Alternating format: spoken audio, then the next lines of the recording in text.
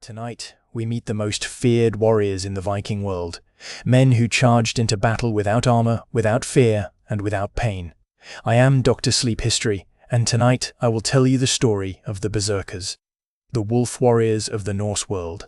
We will trace them from the forests of ancient Scandinavia to the courts of Viking kings.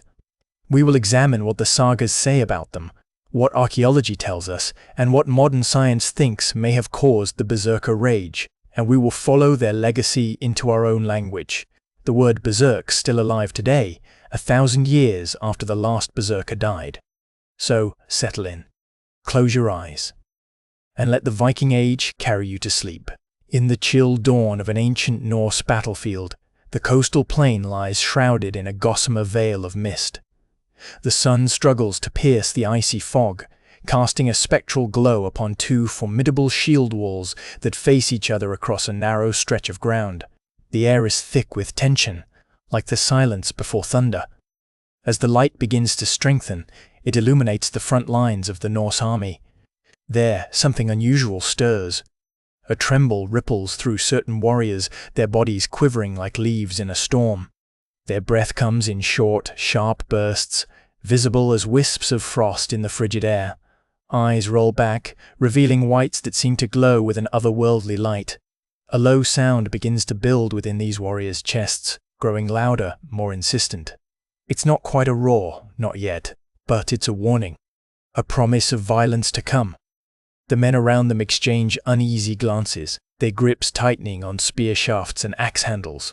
Suddenly, without any signal, the transformation is complete.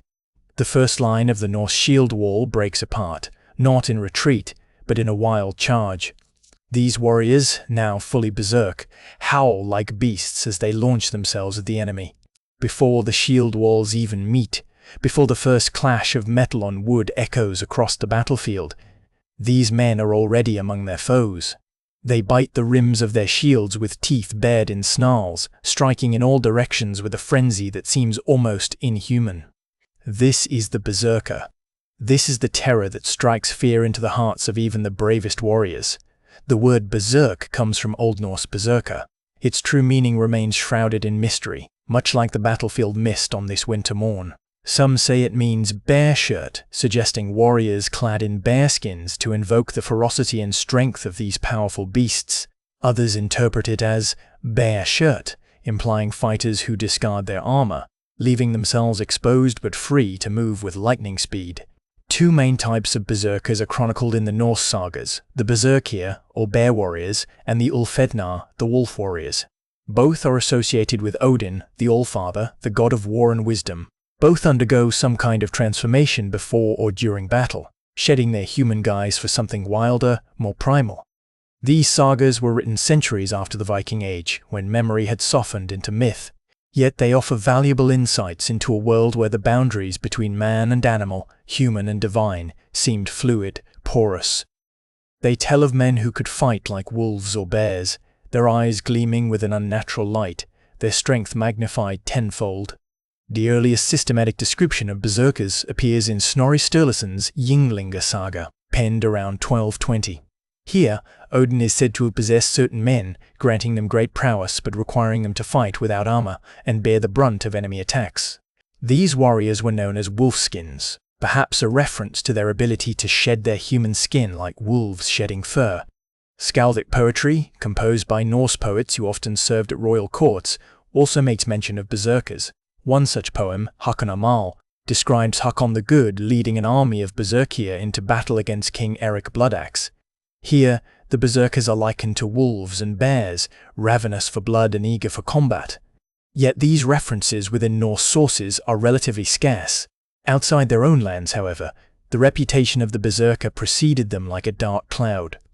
Foreign chronicles often mention these fearsome warriors with a mix of awe and horror. The Arab historian Ibn Fadlan wrote of Rus warriors who howled like dogs before battle, their bodies covered in tattoos depicting monstrous animals. Could these be berserkers? The mystery deepens when we consider the possible origins of this phenomenon.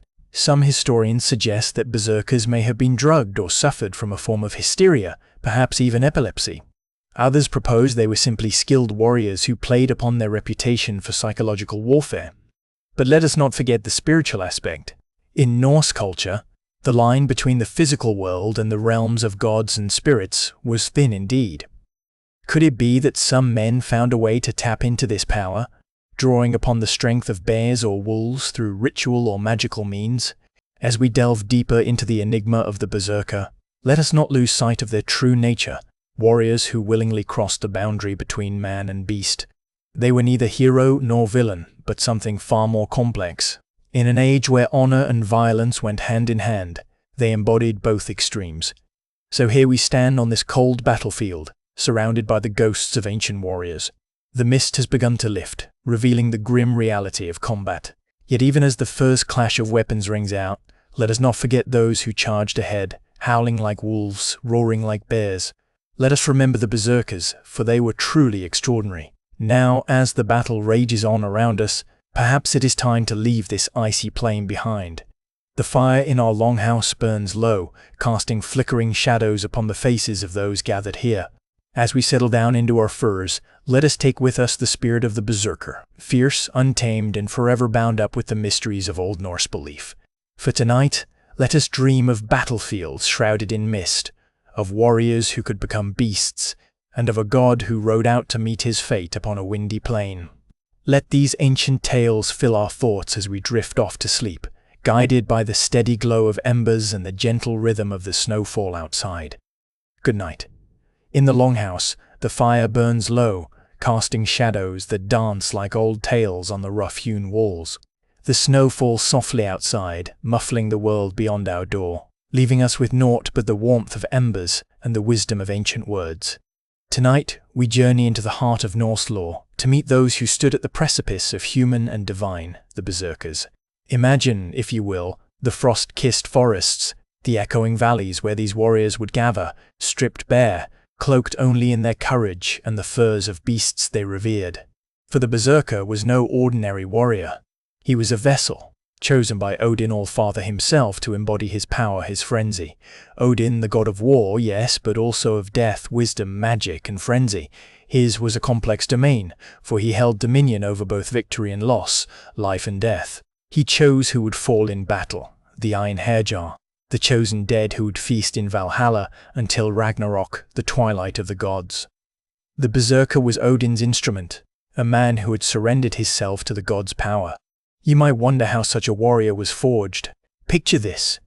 In the cold months, when the nights were long and the days short, the Berserkers would gather, bare-skinned, in circles around their roaring fires. They would chant, they would sing, they would call upon Odin until their hearts pounded like drums, until their breath was a storm, until they were no longer quite men, but something more. In those moments, they tapped into the well of Haminja, the luck or spirit that dwelled within each warrior. The Berserker's Haminja was exceptionally powerful, a force that could turn the tide of battle. It was this Haminja that allowed them to fight without armor, fearless against iron and flame, for they believed themselves invincible under Odin's gaze. But there is more to the story of the Berserker than raw power and brute strength. The Norse understood something fundamental about the nature of reality. The spirit could shape-shift, project itself out in animal form while the body slept or raged. This was Hamra, the shape or skin of a person. And the Berserkers were masters of this art. When they donned their bear skins or wolf pelts, it was not merely for adornment. No, they became those beasts. Their hammers merged with the spirits of the animals they revered. They felt the bear's immense strength, the wolf's fierce cunning, the eagle's soaring vision. They were no longer just men. They were bear men and wolf men, warriors bound by ancient pacts with their animal kin. And what of Odin in all this? He was ever present, his ravens, Hugin and Munin, whispering in their ears, his eye patch a reminder of the price paid for wisdom. When the Berserkers went into battle, it was Odin's power that surged through them, his voice that roared in their ears, his will that drove their blades. Yet even amidst such primal fury, there was a strange tranquility. For when the Berserker fought, he did so in full awareness of his own mortality. He knew that each battle could be his last, that Odin might claim him at any moment. This acceptance, this embrace of fate, was not fear, but liberation.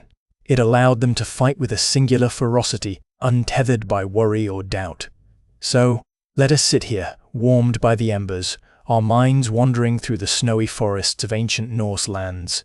Let us imagine the sight of these warriors, their bodies painted with woad, their eyes wild with Odin's frenzy, charging into battle, biting their shields like dogs or wolves, strong as bears or bulls.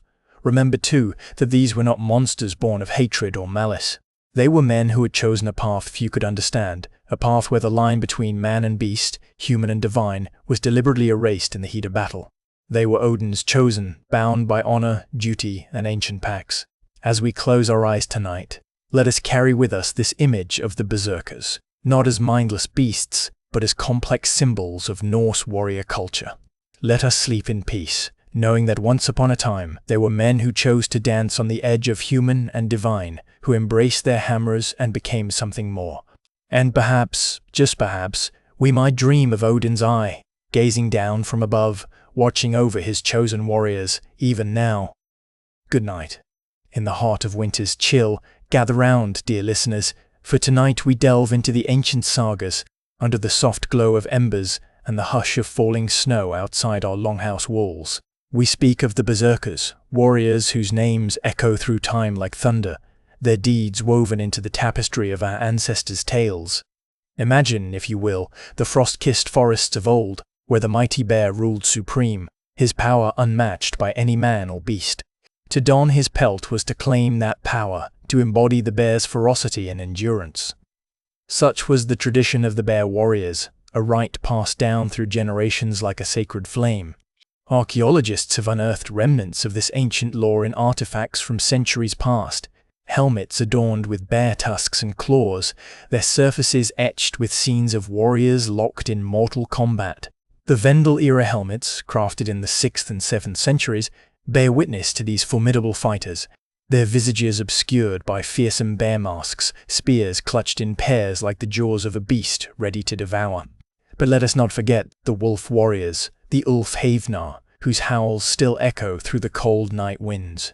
Wolves hunt as one, their tactics honed by the unforgiving wilderness, and so too did these warriors fight, bound together by more than just camaraderie. They were packmates in every sense of the word. Intricate carvings on dye plates from Torslanda, on islands' wind-swept shores, depict a scene that has captivated historians. Odin, the All-Father himself, dances with a warrior cloaked in wolf fur, his eyes burning like embers. This image is echoed in the Sutton Hoo helmet, found across the sea in England, its surface adorned with similar figures, their forms twisted and merged in ancient ecstasy.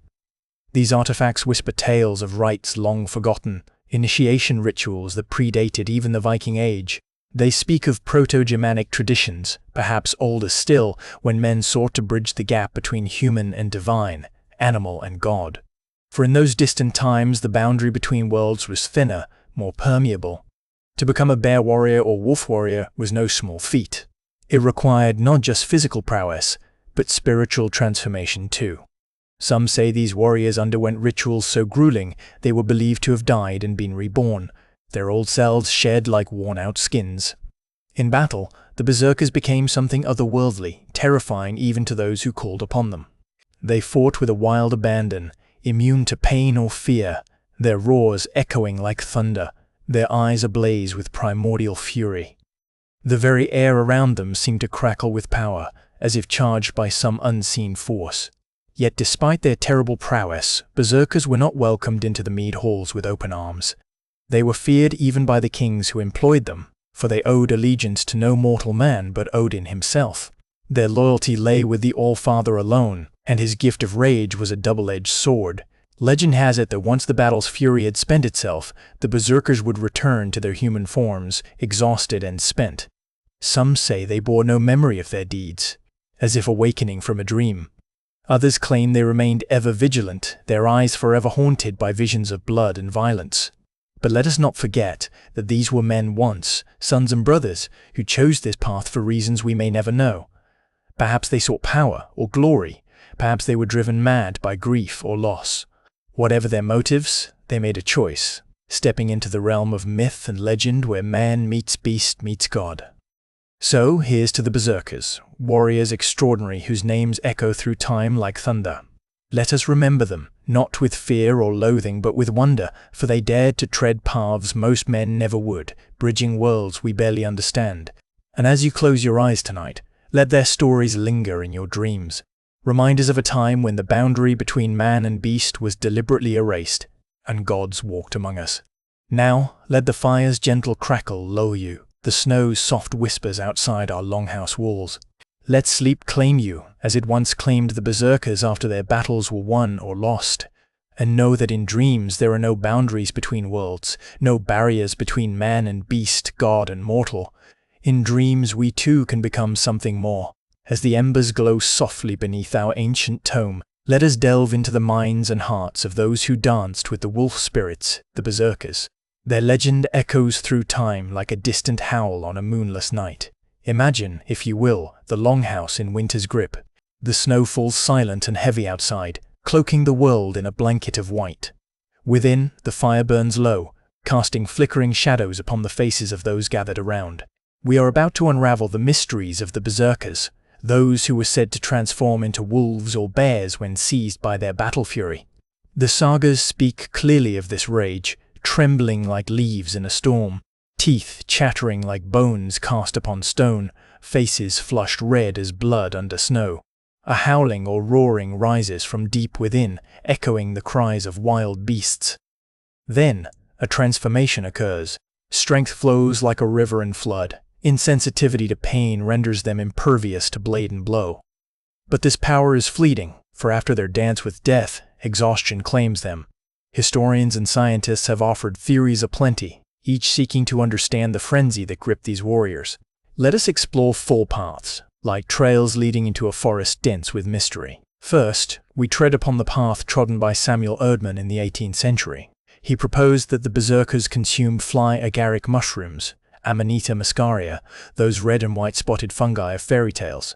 Indeed, these mushrooms contain ibotenic acid and muscimol, substances capable of inducing hallucinations and altering perceptions of strength.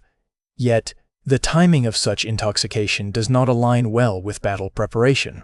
Moreover, the symptoms do not perfectly match the saga descriptions. Many modern scholars are skeptical of this theory. It seems we must seek elsewhere for our answers. Now, let us follow another path, one trodden by those who suggest bog myrtle ale as the berserker's secret. Bog myrtle, Myrica gale, was once used to flavor ale before hops became widespread. In sufficient quantities, it can induce hallucinations and euphoria. Yet, this too presents challenges. The berserkers were warriors of discipline and training, not slaves to chance intoxication. Besides, the symptoms of bog myrtle consumption do not mirror those described in the sagas. As we leave this path behind, we find ourselves at a crossroads.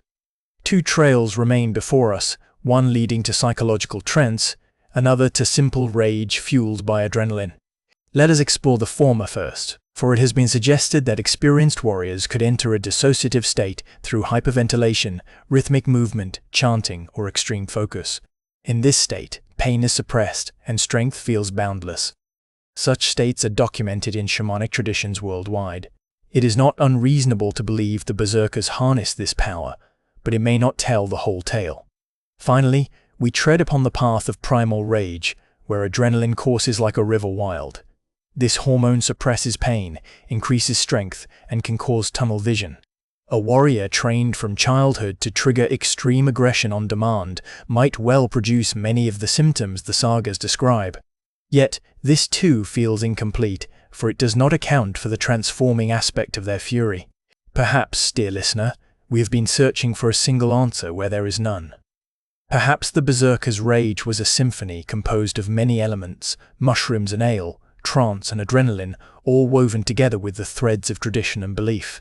For were they not men who danced with wolves, bears who walked upright? Their legend demands complexity, defies simple explanation. As we close this ancient tome and let the embers die, remember the berserkers for what they were, not monsters, but men who pushed the boundaries of human experience. They are a window into a world where the line between man and animal was deliberately erased in the heat of battle. They are a testament to the power of belief and the depths of human potential. Now, let us too close our eyes and dance with the wolves, if only in our dreams. For tonight, we have journeyed through the sagas, explored theories ancient and modern, and found ourselves face to face with the enigma that is the berserker rage. Sleep now, dear listener, under the watchful gaze of wolf spirits, May your dreams be filled with wonder and your nights with peaceful slumber. In the frost-kissed longhouse, embers glow like distant stars fallen to earth. Listen close, for tonight we delve into tales of the Berserkers, warriors who danced on the precipice of humanity and beast, their roars echoing through the ages. King Hrólf Kraki, they called him, ruler of the Danes, mighty in war and beloved by his people.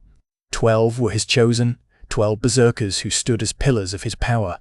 The greatest warriors in all the Norse lands, Böðvar Bjarki, their lion-hearted leader, son of a man cursed to bear's form by day, wolf by night. It was whispered that Böðvar himself could shift shape, though none dared speak it aloud lest they draw his wrath. The saga tells us of a great feast, men drunk on mead and victory, when Hrólf boasted, "None here can match my berserkers in courage or valor." His words rang out like thunder, challenging each man to prove his worth. And so, they fetched a bear from the forest depths, its eyes ablaze with primal fury. One by one, the warriors stepped forth to face the beast. Each struck a mighty blow, yet none stood their ground when the creature roared and charged. Even Hrólf's bravest men faltered, turning tail in fear or flight. But not Böðvar Bjarki. He alone faced the bear, his axe singing through the air as he danced around the beast, striking again and again until it lay still at his feet. Yet even this was but a taste of their power, for when battle called, the berserkers answered in forms both terrible and wondrous. Their bodies remained behind, lost in dreams while spirits soared on the winds of war. They fought as bears among their enemies, tearing shields to pieces with claws of iron. Or they charged like wolves, teeth bared, eyes wild, their howls shaking the very earth. Kveldulf, Evening Wolf, was such a man. His name echoed his nature, for as dusk fell each night, so too did he slip into a twilight state, his spirit wandering abroad while flesh rested unawares. It is said that on one such eve his daughter threw open her door to find him there, transformed into a great wolf, glowing like moonlight. Kveldulf's grandson bore the same wild blood within him. Egil Skallagrimsson, poet and warrior, walked the path of the berserker. His heart knew no measure. It raged like storms at sea or softened to gentle melodies sung by the fire. He fought with the ferocity of 10 men, his strength legendary, his temper terrifying. In youth, Egil proved himself in battle against King Agaric Bloodaxe. Maddened by rage, he slew 20 foes before his own kin pulled him away, fearing he'd fight till death claimed them all. Yet later, when captured and facing execution, it was not defiance but verse that sprang to his lips. "I am Egil, son of Skallagrim. I have travelled widely and fought many battles. Though my body may be broken, my spirit shall never be." Such was the way of the berserker, fire and ice, strength and sorrow bound together in a single breath. When war called, these warriors stood at the vanguard. On land or sea, they were positioned foremost, shock troops meant to break the enemy's resolve before the main battle began. Their appearance alone struck fear into many hearts, bare-chested, clad only in wolfskins, their eyes wild and terrible beneath shaggy hair. Berserkers fought with abandon, heedless of wounds or danger, for they believed themselves protected by the gods themselves. They were not mere men, but instruments of divine wrath, avatars of Odin's fury come down from Valhalla to settle accounts on Midgard's fields. Yet even such warriors could fall prey to fate's cruel whims. When Hrólf Kraki faced his final battle against King Adils, his berserkers stood tall, shields locked, axes raised high. But Adils too had secrets, a magic cloak that rendered its wearer invulnerable. Despite the berserkers' ferocity, they could not overcome this enchantment. One by one, they fell until only Böðvar Bjarki remained. He fought on, bear and man entwined, his roars echoing through the battlefield like thunder's voice. Yet even he could not prevail against such sorcery. As night fell, Hrólf's hall lay silent, save for the moans of wounded men and the whispers of ghosts unborn. Thus ended the tale of King Hrólf Kraki and his mighty berserkers. But remember this, though their names may fade from mortal lips, their spirits linger still, bound by ancient oaths to defend their lands until Ragnarok comes calling. Now, hush now, let sleep take you gentle as a snowflake falling, the sagas told. The embers die. Night's deepening shadows claim this longhouse too. As the winter's night deepens outside our longhouse, the fire's embers glow softly, casting warm shadows on the familiar faces around us, faces that have seen battle, known fear, and felt the wild surge of blood that courses through every berserker's veins. Across the vast expanse of Europa, from the frost-kissed hills of Britannia to the sun-drenched plains of Miklagartha, whispers carried our renown like snow on the wind. The Franks in their grand palaces trembled at tales of our ferocity. The Anglo-Saxons in their mead halls shuddered as they heard accounts of our seemingly unstoppable rage. We were feared, yes, but also revered. For we were not merely warriors, we were living legends, bound by ancient oaths to Odin All-Father. Yet with fear comes misunderstanding. The Christians, with their new God and his teachings, saw in us only savage beasts, untamed and uncontrollable. They could not comprehend the sacred bond between man and wolf, the divine spark that ignited our battle frenzy. To them, we were monsters to be vanquished, not allies to be respected. As time marched ever forward, like a relentless tide eroding the ancient shorelines, Scandinavia began to change. The old gods seemed less powerful under the growing shadow of the cross. Our sacred rituals felt hollow in the face of Christian rite and ritual.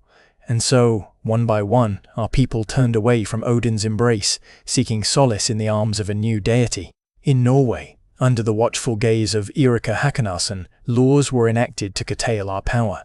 It was said that any man who went berserk should be punished with exile, 3 years in duration, no less than that for taking another's life. The once honored warrior cult became a thing of shame, whispered about only in the darkest corners of taverns and mead halls. But even as our influence waned, the echo of our name endured.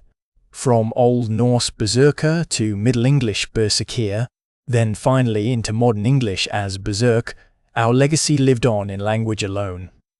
Every time someone today loses control, gives vent to their wildest nature, they unwittingly invoke us, the Viking warriors of old.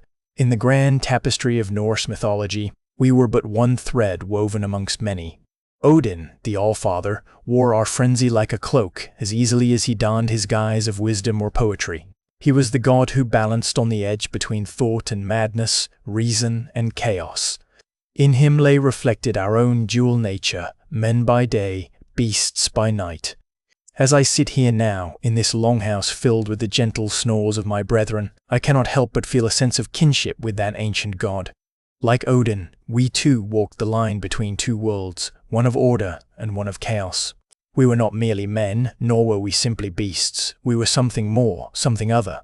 And so, as you prepare to leave this waking world behind for the realms of dreams, let us remember the berserkers of old.